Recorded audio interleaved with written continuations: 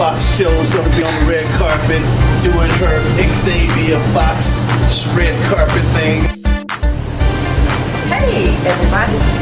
Yeehaw! Oh, you can't win, you're not in the game. Give me a beat. As for my mother, she set the example before me.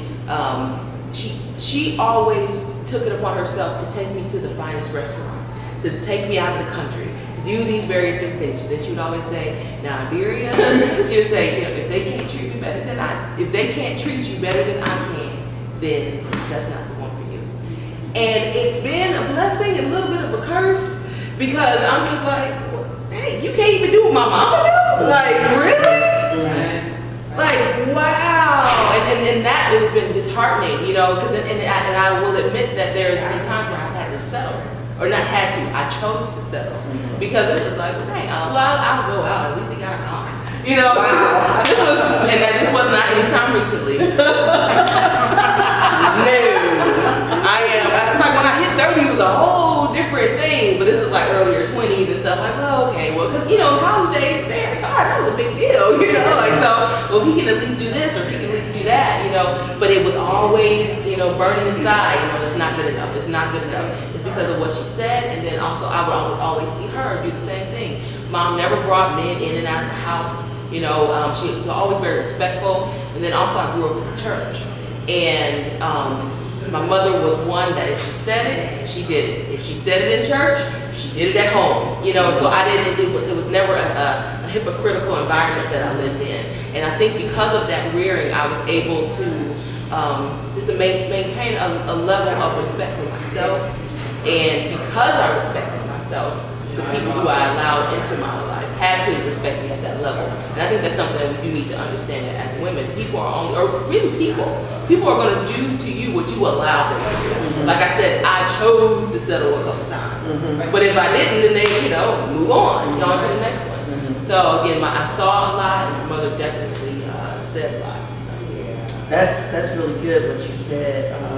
If they can't do more for you than what I can, because one of the things that my dad told me and showed me was how a man was supposed to treat me. And so me and my dad were friends too. It also showed me that a man can be my friend. Because my dad, you know, he'd come in and he would play snowball with me when we were kids. My dad was like the dad on the block. Because a lot of kids didn't have their father. So my father was there. So my dad would be out there during the snowstorms, building snowmen with all the kids and playing snowball. He'd come in, you know, and tickle me. And, you know, he was my friend too. So I learned that I could have a friendship with a man. You know, long before I had a boyfriend. I knew that I could have a friendship with a man. And then a lot of stuff that my dad told me. You know, my daddy told me that a man was supposed to be a provider. My daddy loved me, and he's not gonna lie to me. So when a man tells me, oh, that's blah, blah, blah, blah, I'm like, oh, no. I just ain't talking to you. Right. You don't get it. You don't know who you're supposed to be. Wow. You don't know who you're supposed to be. And so then, on top of that, when I did get married, my husband was a provider. And he was not exactly black. But in his culture, he was white. Well, just say what he was. No, what he was. He wasn't exactly and the importance of that. What I was saying about what we're talking about is differences. And I'm actually going to do a male panel on differences. But I think that different cultures of men are raised different. Oh, absolutely. Different cultures of men believe certain things. Like his dad, his mom and dad were divorced. But when he was married, when they were married, his mom didn't have to work. She wanted to be an attorney. So that's what she did. You know, but it wasn't like they didn't need her salary, where they had nannies and all that kind of stuff. So she didn't need to work. She worked because she wanted to work, you know. And that's what my husband learned. And when they divorced and he remarried another woman, she doesn't have to work. You know, he provides for them. And so, but that's just what that whole family, all the men were like that.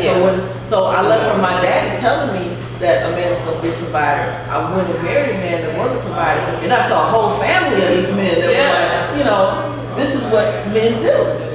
You know, this is what men do. So when I run into black men that tell me that I don't know what I'm talking about. I'm like, You don't know what I've seen. Right. You know what I've seen. You don't What I've know experienced. who I've been led by. And I say all the time, you know, I now, especially this age, I have questions that I ask and I hear the buzzwords. So I can tell when a man is not there. And when I was dating, Like, what are some of the questions that you ask? Or what are some of the buzzwords? Yeah. well, see, this is gonna be aired to the men. Oh, okay. Because if you give them the blueprint, they look Okay. But I have certain conversations and I hear how they respond to the questions, and I can tell, okay, well, he's not that leader, provider, head of household person. He might be bossy. See, they mistake being a leader for being bossy. Bossy don't make you a leader, just to make you obnoxious and hard to deal with. That's all that is. But you know, then the only guys that I actually will pursue something with are men who know that they're men and know what it means to be a man. Because that's what my daddy told me.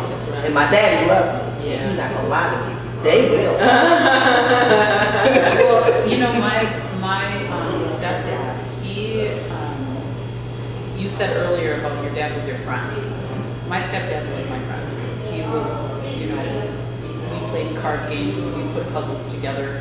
He would, out of the blue, say, hey, let's go to get ice cream, and we'd all pile in the car and he'd take us, and hey, let's go to the park, let's go on an adventure, let's walk on the beach, you know, he did all those things. So I too feel that he taught me how to be a friend with a man. Now, on the flip side, he became an alcoholic. And so, my stepdad. Okay. So through my teenage years, our relationship totally dissolved. I became, you know, that teenager that obviously was what was going on in the house, alcoholism, my parents' marriage kind of breaking down because of the alcoholism, all the different things that were happening. I started to not identify with him as a father anymore. You're not my dad. You're not my dad. And I wish I knew my real dad, because now you're not my dad. When I was younger, that's my dad. Right. You know, he was doing all those things that a dad should, and it was a happy household. Things got a little bit different. You know, now in the past few years, I have found it very hard for me, because I know both sides of having that good father and that not so good father. I was getting to a point in my life after my dad got out of jail where I wanted to get to know him. Yeah, and I wanted to get closer to him, but he got out of jail and he had all of these issues, and he was out maybe 6 or 7 years, and then he passed away. And we never got back together, and for a while I was so angry, because he was one of those men who did not know how to be a dad. And I would say, you know, Dad, come see me, come see the kids, and that was all I wanted. Come visit me, come see the kids, and he had all these excuses. And one day he said to me, well, I don't want to come around you because I don't have anything to give you or to offer you. And I said, I don't want any of that. And then I looked up and he was gone, and I was so angry, because all I wanted him to do was to come see me. And I find this with a lot of men who are deadbeat dads. They don't even want to spend time with the kids because they don't have any money in their pocket. And it's just a vicious That shows cycle. their perception. And it's all jacked about up. the money. It's not about them. I had the exact same thing happening with my dad, where I would, Dad, just come over. You know, I'm gonna, you know, and then I think, I mean, one of the excuses, I don't have enough gas. Like, Daddy, we in Milwaukee. Like, and it wasn't in one, you know, you think about Milwaukee, things aren't really that far together. We haven't seen each other, you know, in months. Like, seriously. And I had made dinner, and then he called me last minute, well, I just don't have enough gas. That's part of the male ego Yeah. that we as women really can't understand. Because Wow. I find time and time again. Because as we say, we want men who are providers, and even the deadbeats know they're supposed to be providers. They know this, even if they don't do it or See, act I like it. think what we have to understand though, even when I say provider, though, I mean supporter. I don't necessarily mean just financially. Without a job, he still can support you. Yes, and he can still be a Emotionally, provider. he can support your well-being He can still without provide. the Yeah. financial part. And he said emotionally, or fixing something around the house, or just being there for the kids, helping them, whatever. Show up. One thing I wanted to add, I was with my kids for 11 years, and then we separated. The last few years of our relationship were we had always said we'll never be together for the sake of the kids, but I know that on my part, that's what it became.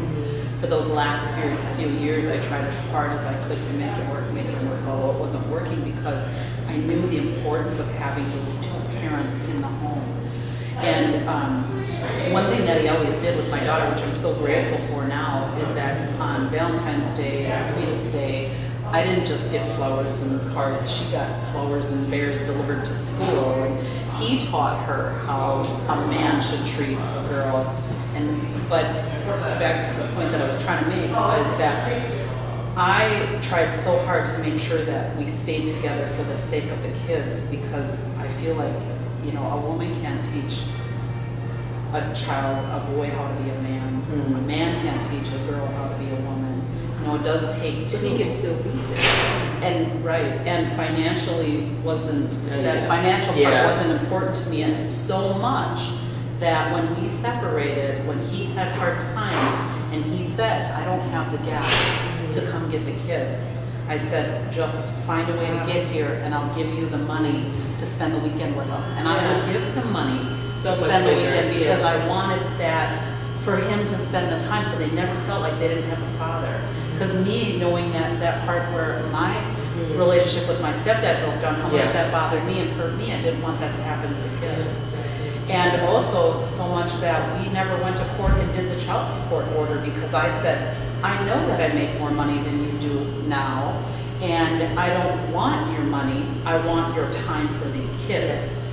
You know, we need to just now raise these kids. They don't realize how important their presence is. And but there was excuses a lot of the time along the way as well, like, well, I just can't do it. All I wanted was not the money but the time. That must be frustrating. Very frustrating. Been there. I've been there as well. It's very frustrating. But men have to understand that it's not what you're coming out of your pocket with. It's not all. It's what the time you're taking out of your day. That's true. That's very true. Because even though my dad was there financially, I guess the only financial contribution I actually remember was when I was, I think, a junior in high school, and my Spanish class was going up to Mexico. And he came in, I was like, Daddy, you're going to Mexico, but I need $500 for the deposit. And he went in there and got $500, and I was laying on the floor watching TV. He came and threw $100 bills at me. That was really cool. So I got a chance to go. I like that. So I got to go to Mexico, but outside of that financial thing that I remember, I don't remember any financial stuff. I remember me and my dad, you know, the plane and the snowballs, and he taught me how to shoot pool because that was like one of his favorite things to do. So he would take me. He had his favorite bar, and on Sundays when there was nobody else in there but me, him, and the owner of the bar, he would take me in there and he'd give me a glass of orange juice and tell me it was vodka and orange juice, and he'd have his beer, and then we'd shoot pool. You know, those are the things that I remember. You know, not, you know, oh, he bought me this and all that. That's what I'm trying to think myself right now with my dad. I can't think of any time that he really gave me any money. I remember my dad would always give me $2. He would always, even at this age, he wouldn't, Daddy, what am I going to do $2? Well, thank you. That's coming from your heart. I don't even want to talk about money. It would be just the opposite. You have to give him Really sad. You have to give him the $2. I would like to know, what is your definition of submission? I think it kind of goes back to what we talked about earlier. First of all, in order for me to submit, the person. Wait. Okay. No. What's the definition? Not what your Standard of yeah. I'll say what my definition of submission is, but I have to say a little small disclaimer. Okay, I've been single for 10 years, and I'm happily single, and I'm not looking for a man. So anything that I say is based off that for me. Okay, I'm happily single. So, you know, when I look at a man, as I said, when a man's a man, he knows he's a man. You know he's a man. Whether you know it intellectually or whether you feel it or it's primal or whatever it is. He is someone that you can see yourself following his lead. And so for me, submitting to you is yes, it's not being following, you know, and he's, you know, opening the doors, and he's, you know, macho this and you're the feminine that. It's not necessarily that. It is for some people. But for me, it's just him being man enough for me to follow his lead. Because I know how strong and independent I am. And not everybody's as strong as I am. See, that's what I was going to say, but I got shut down on it. But that's what I was going to say, depending on following his lead. But I think with your answer, what you want is The what definition is of submission. And don't even include the man. Right. Don't include what he's got to do, what he looks like. That's hard. But what is your definition of submission? I feel like my definition of submission is being able to be led. That's what I feel like it is. I think we're all saying that same thing. That's what I was We're all saying the same thing, and I think it's so hard. Are you saying that you're able to be led, or are you? See, this is the thing. What's your definition of submission? What they say. I'm gonna tell you what I hear from doing all the different conversation stuff with the men. They say that black women have so many stipulations. We don't really know how to submit. So therefore, you know how you blame one kid? They say, well, they did this. Well, they say women don't know how to submit, and the first thing we do is say, no, but you did that. So what is submission? Do we even know? She came with what submission is, but we came with, well, he's got it. Well, so what is let me give this example. And don't use man. Don't. Can I just say a person? No, it can't be nobody else. What is your internal definition of submission? For me, even if I were to submit to someone, because I know me, it would be me allowing them to lead me. And so submission is allowing someone to lead you. The little story that I want to interject is I was reading a book, and there was this couple, and they were into sadomasochism. And the man was the dominant, and the woman was the submissive, and that's what they called it in that circle. Mm-hmm. And the man, in trying to get her to submit to him, he said, although I'm dominant and you're submissive, you're still in control. Because you're allowing me to be dominant over you for this particular couple. We know some people just submit and they just stupid and all willy-nilly. But when you're aware and you're intellectual and critical thinking and all that, and he was saying, even though I am dominating you, you still have control. And if you don't want to submit, I will stop at any time because I love you and I respect you. I have never thought about it. That's why I said that's me. Even if I submit to a man, I know that I am allowing you. But see, I think that really is true. That's true submission. Mm-hmm. I think anything outside of that is manipulation. Now that person's being manipulated, you know what I mean? But when you submit, it is a conscious effort to say, I respect you, so I will allow you to lead. Yeah. Bam. I just got my definition. Wow.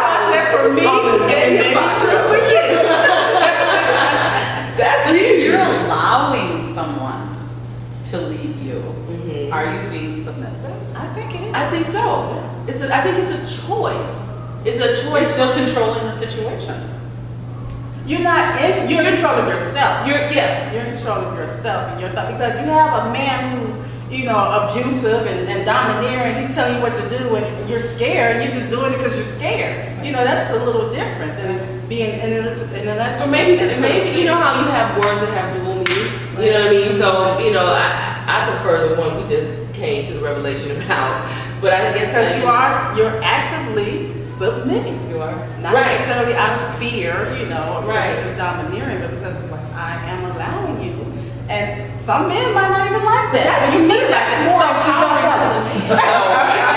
That's true. Going back way back to what initially in the beginning we talked about is, I do know for myself, I cannot submit or be submissive to someone who I would be afraid of. You said doing things because you're afraid.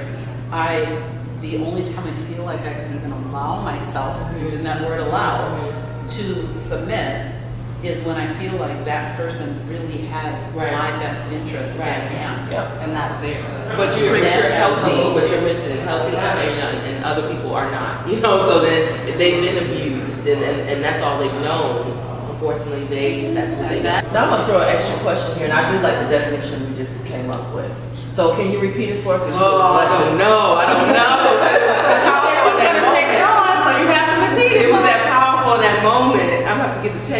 It's when we make the decision Decision. to submit to someone. You're not submitting because you're afraid, but you make the decision to allow them to lead you. Wow. You make the decision. You respect that person enough where you allow them to. That's a good definition of submission. You know, I always say that I'm a submissive woman, but there are a whole lot of men that will tell you, I ain't never seen her be Because it's never the right. because that's not the relationship that we're in, or you didn't show me that you were the man that I would need to submit to. You couldn't take the lead. You didn't take the lead. So now I am a Leo. So you know. Even though I have the rising Virgo back there. But I hear more Leo. but I am a Leo, so if you don't lead, I will take the lead. Yeah, I don't have any problem leading or in control. Not a bit. I will take, but I also have no problem submitting to the right person. You know, and I prefer to be in a relationship where that man is somebody, because like you guys said, when you run into a real man, it's just something about him. It's just you just like, all right, okay, baby. That's a relationship broke down between my children's father and I because he wanted to be this leader, but honestly he wasn't. I was the breadwinner. I was the one. And it's hard to the house, the vehicles. I had a lot of the material things. He came into that, and he wasn't the leader, but he wanted to be, or he talked like he was. But I was doing that role, so there was a and that is why. And it's hard to respect that because it's like, you haven't done anything. Like, what are you talking about? I hear, you know, in my mind, our arguments were always him saying, "Why don't you respect me?" Wow. So you know, it goes back to what I've learned, that women need and men need respect. But I never understood why he was asking me that. I used to say, "Of course I respect you. Absolutely I do. You're the best father." You know, he was Mr. Mom. He was insecure. Yeah, it wasn't you. It wasn't, you know, he was insecure. I was like, absolutely I respect you. That was a big argument all the time. Because he really wasn't being a true leader.